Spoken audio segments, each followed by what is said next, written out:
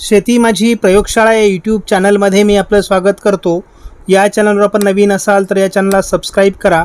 या चॅनलचे नवनवीन व्हिडिओ पाहण्यासाठी बेल आयकॉन नक्की दाबा. आपणास व्हिडिओ आवडल्यास लाईक आणि शेअर अवश्य करा. नमस्कार, मी डॉक्टर मच्छिंद्र बांगर महाराष्ट्रातील हवामान परिस्थिती संदर्भात थोडक्यात अंदाज व्यक्त करणार आहे. सध्या बंगालच्या उपसागराच्या आजूबाजूने थोडे पावसाचे ढग आहेत. बाकी बंगालच्या उपसागराच्या दक्षिण टोकाचा प्रभाव कमी होतो आहे. उत्तर भारतात प्रभावी WD नाही, परंतु नवीन WD येण्याच्या मार्गावर आहे.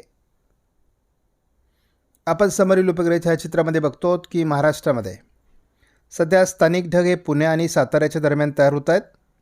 बाकी महाराष्ट्रात सध्या पावसाळी वातावरणाचा अंदाज नाही. GFS मॉडेलमध्ये मात्र सध्या पावसाळी वातावरण दाखवलं जात नाही आहे. साधारण 11 तारखेला एक WD उत्तर भारतात येण्याची शक्यता वर्तवली जाते.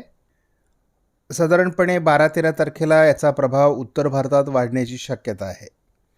पुन्हा एकदा साधारण 17 तारखेला मध्य भारतावर स्थानिक ढग निर्माण होण्याचा अंदाज GFSने दिला आहे. जवळपास विदर्भापर्यंत हे स्थानिक ढग 18 तारखेला पोहोचतील असा अंदाज आहे. सध्याच्या अंदाजानुसार तरी महाराष्ट्रामध्ये पावसाळी परिस्थिती नाही. स्कायमेटने देखील उत्तर भारतात WDची शक्यता 11 तारखेला व्यक्त केली आहे. याचा प्रभाव 12, 13, 14 तारखेला वाढत जाणार आहे. 17 आणि 18 तारखेला मात्र महाराष्ट्रात किंवा मध्य भारतात स्कायमेटने पावसाचं वातावरण दाखवलेलं नाही. अगदी 23 तारखेपर्यंत आपण जरी स्कायमेटचा अंदाज बघितला तरी महाराष्ट्रात किंवा दोन्ही समुद्रांमध्ये फारसं पावसाळी वातावरण दाखवण्यात आलेलं नाही. ECMWFच्या AIFS मॉडेलनुसार आपण जर बघितलं तर महाराष्ट्रामध्ये विरळ स्वरूपात ढगाळ परिस्थिती दिसणार आहे. 12 तारखेला आपण उत्तर भारतात WDचा प्रभाव वाढण्याची शक्यता या मॉडेलने दाखवली आहे. 13 तारखेला WDचा प्रभाव उत्तर भारतात राहणार आहे. WDचा प्रभाव उत्तर भारतात 14 तारखेपर्यंत राहील. त्यानंतर हा प्रभाव कमी होण्याची शक्यता आहे. आपण या नवीन मॉडेलनुसार असं बघतो की ओरिसा आणि विशाखापट्टणमच्या दिशेने थोडं बाष्पयुक्त ढग महाराष्ट्राकडे म्हणजे विदर्भाकडे सरकताना दिसत आहेत 16 तारखेला. आपण 17 तारखेला बघतो की हे ढग थोडे आणखी प्रबळ होत आहेत. म्हणजे ओरिसा, छत्तीसगड, मध्य प्रदेश, विदर्भाचा काही भाग या ठिकाणी याचा प्रभाव वाढणार आहे. साधारण 16, 17, 18च्या दरम्यान महाराष्ट्राच्या विदर्भाच्या ज्या भागामध्ये आपण यापूर्वी 2 वेळेस पाऊस बघितलेला आहे त्याच ठिकाणी पुन्हा पावसाचं वातावरण तयार होणार आहे. आपण बघतो की प्रभावी अशा प्रकारचा कमी दाबच ओरिसावर तयार होण्याची शक्यता या नवीन मॉडेलने दाखवली आहे. साधारण 19 तारखेची परिस्थिती आहे. मात्र नंतर हा कमी दाब पूर्वेला सरकण्याची शक्यता आहे. 20 तारखेला आपण बघतो हा कमी दाबच पूर्व भारतावर सरकेल आणि पूर्व भारतामध्ये मोठ्या प्रमाणात पाऊस देण्याची शक्यता आहे. पर्यंत पुढे बघितलं म्हणजे 20, 22, 23 तारखेपर्यंत महाराष्ट्रात किंवा पूर्ण भारतातच पावसाचं वातावरण कमी राहील. सूक्ष्म अंदाजासाठी आपण ECMWFचं AIFS मॉडेल बघतो. या मॉडेलनुसार जर धावता अंदाज आपण बघितला तर महाराष्ट्रामध्ये जवळपास 17 तारखेपर्यंत कुठलंही पावसाळी वातावरण नाही. 11, 12, 13, 14च्या दरम्यान एक उत्तर भारतातून WD सरकणार आहे.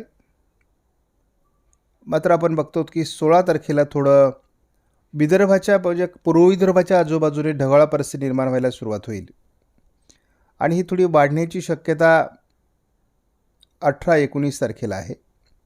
मात्र 19 तारखेनंतर हे वातावरण पुन्हा पूर्व भारताकडे सरकून जाणार आहे आणि त्यामुळे पूर्व भारतात पुन्हा एकदा 20 तारखेला मोठं पावसाळी वातावरण तयार होईल.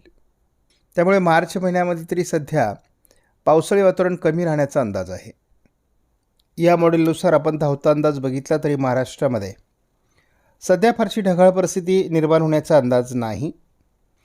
अधूनमधून हवेचा दाब कमी होत असल्यामुळे महाराष्ट्रात ढगाळ परिस्थिती निर्माण होते. 1010 हेक्टोपास्कलपर्यंतचा हवेचा दाब महाराष्ट्रामध्ये तयार होतो आहे. साधारण 17 तारखेनंतर विदर्भाच्या दिशेने थोडं पावसाळी वातावरण तयार होण्याचा अंदाज बहुतांश मॉडेल देऊ लागले आहेत. त्यामुळे त्याचाही अंदाज आपल्याला लक्षात घ्यावा लागेल. साधारण 17-18 तारखेचं हे वातावरण आहे.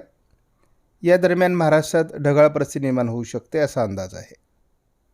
आपण सध्या देखील बघतो की ओरिसाच्या आजूबाजूने थोडं ढगाळ वातावरण आहे. आपण जर या ढगाळ वातावरणाचा धावता अंदाज घेतला तर आज महाराष्ट्रात फारसं ढगाळ वातावरण होईल असं सध्या तरी या मॉडेलने दाखवलेलं नाही. हे देखील ECMWF मॉडेल आहे.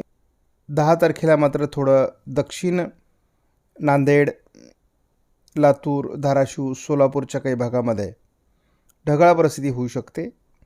तीच परिस्थिती थोड्याफार फरकाने 11 तारखेला राहण्याची शक्यता आहे. त्यामुळे स्थानिक ढग निर्माण होण्याकरता 10-11 तारखेचं वातावरण आहे. 12 तारखेला मात्र आपल्याला फारसं ढगाळ वातावरण महाराष्ट्रात तयार होईल असं वाटत नाही. मात्र लातूरच्या भागातच ही ढगाळ परिस्थिती थोडी राहू शकते. 13 तारखेला मात्र आपण बघतो की 1007 हेक्टोपास्कलचा हवेचा दाब हा गडचिरोली आणि चंद्रपूरच्या दरम्यान राहणार आहे आणि त्यामुळे या ठिकाणी जास्त प्रमाणात ढगाळ परिस्थिती निर्माण होऊ शकते. चंद्रपूर आणि गडचिरोलीच्या दरम्यान 1008 हेक्टोपास्कलचा हवेचा दाब 15 तारखेला तयार होणार आहे. त्यामुळे याही काळात या ठिकाणी ढगाळ परिस्थिती असू शकते. या मॉडेलने मात्र अहमदनगर, पुण्याचा पूर्वेकडील भाग आणि बीड जिल्ह्यामध्ये थोडं परभणी, नांदेड, वाशिम, हिंगोली, यवतमाळ, लातूर परिसरामध्ये पावसाची परिस्थिती हलक्या स्वरूपात निर्माण होऊ शकते असा 17 तारखेला अंदाज दिला आहे. 18 तारखेला देखील स्थानिक स्वरूपाचे ढग निर्माण होण्यासाठी महाराष्ट्रात अनुकूल वातावरण आहे आणि त्यामुळे विदर्भाच्या दिशेने 19-20 तारखेच्या दरम्यान देखील पावसाळी परिस्थिती निर्माण होईल असा अंदाज आहे. त्यामुळे वातावरणात 17 तारखेपासून बदल होऊन ढगाळ वातावरण वाढेल. काही ठिकाणी हलक्या स्वरूपाचं विरळ सरी होण्याची शक्यता आहे. मात्र हे वातावरण मेघगर्जनेसह असण्याची शक्यता आहे. आपणास व्हिडिओमधील माहिती महत्त्वपूर्ण वाटल्यास लाईक करा, शेअर करा, चॅनलला सबस्क्राईब करा. धन्यवाद. जय हिंद, जय महाराष्ट्र, जय बळीराजा.